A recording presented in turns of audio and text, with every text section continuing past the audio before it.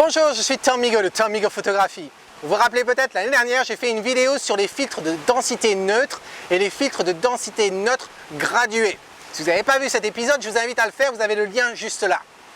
Comme vous voyez, le printemps / été est enfin arrivé en Écosse et j'ai pris cette opportunité pour ce magnifique week-end d'aller visiter cette chute d'eau. Je me trouve à la maison de Brewer, House of Brewer. C'est juste au nord de Perth, en Écosse. Et aujourd'hui, je vais vous parler de deux filtres. Le premier, ça va être un filtre polarisant, comme ceci. Et le deuxième, c'est ce qu'on appelle le verre noir. Alors, qu'est-ce qu'un filtre polarisant?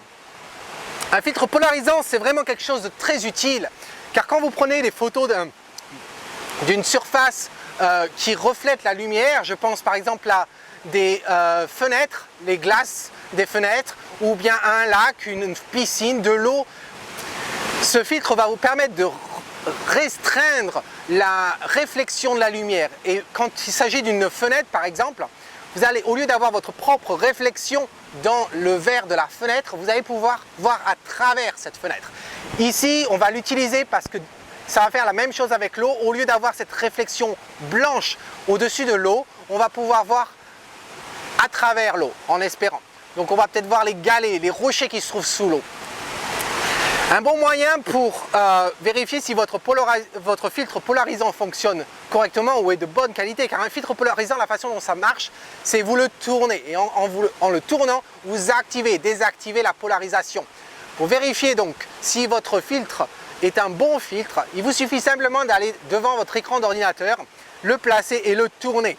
Si à un moment donné, vous n'arrivez plus à voir votre écran d'ordinateur, ça devient tout noir, à ce moment-là, vous avez un très bon filtre. Si vous voyez quand même à travers votre filtre polarisant, ça veut dire sûrement que votre filtre polarisant n'est pas de très bonne qualité. Mais rappelez-vous, quand vous voulez mettre un filtre devant votre verre, si vous avez dépensé beaucoup d'argent pour du bon verre, il faut vraiment mettre de la bonne qualité en ce qui concerne les filtres. Sinon, ça ne sert à rien. Donc, ça c'était pour le filtre polarisant. Le fameux filtre que l'on appelle le verre noir. Alors pourquoi on appelle ça le verre noir? Parce que c'est ni plus ni moins qu'un verre de couleur noire, très très sombre et on ne voit pratiquement pas à travers. Et pourquoi ça? Parce que ce filtre-là va arrêter 10 arrêts de lumière. Oui, 10 arrêts. Et j'ai oublié de préciser qu'un bon filtre polarisant va vous bloquer jusqu'à 2 arrêts de lumière. Donc revenons sur ce filtre de verre noir. La raison pour laquelle je vais utiliser ce filtre aujourd'hui, c'est vous voyez avec cette chute d'eau, imaginez si vous prenez un cours d'eau où il y a du courant et vous avez une exposition assez longue de plusieurs secondes. Ce que vous allez obtenir va être très intéressant. Vous allez avoir une sorte de... L'eau va se transformer en sorte de... comme du lait, quelque chose un peu...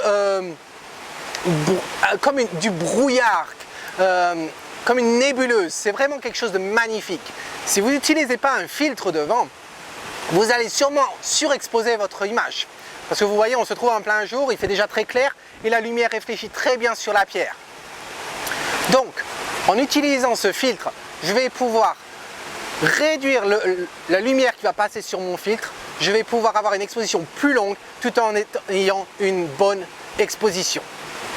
J'ai déjà fait des tests. Vous voyez, j'ai mon appareil là-bas sur mon trépied très proche de l'eau qui pointe vers la chute d'eau avec un peu le ciel et les arbres qui sont au-dessus de la cascade. Et les tests que j'ai fait jusqu'à présent me laissent à penser que je vais pouvoir utiliser une exposition de 30 secondes. Je vais utiliser un ISO à 400 simplement parce que je ne veux pas attendre trop longtemps. Et puis une ouverture aux alentours de f16, f22. Donc je vais aller prendre l'exposition, on se retrouve juste après. Pour utiliser les deux filtres, bien sûr, j'ai mon fameux porte-filtre qui me permet d'avoir un filtre polarisant et trois autres filtres de densité neutre par exemple. Voilà, mais ce filtre-là se visse directement. Donc en fait, je vais visser ce filtre sur mon objectif, ensuite le porte-filtre par-dessus et ensuite mon filtre polarisant dans le porte-filtre. Allez, je vais prendre l'exposition, on se retrouve juste après.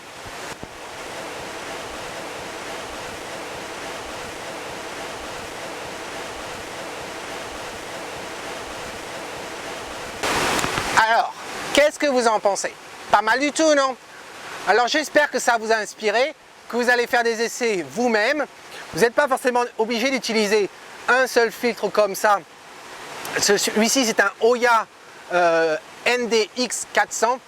Si vous n'en avez pas et que vous avez des filtres de densité neutre, à ce moment-là, vous pouvez compiler vos filtres de densité neutre et obtenir plus ou moins le même résultat. En attendant la prochaine fois, quand je n'ai plus de voix, c'est Tom Migo qui vous dit, si vous aimez ce que vous voyez, eh bien capturez-le avec le soleil. Ciao!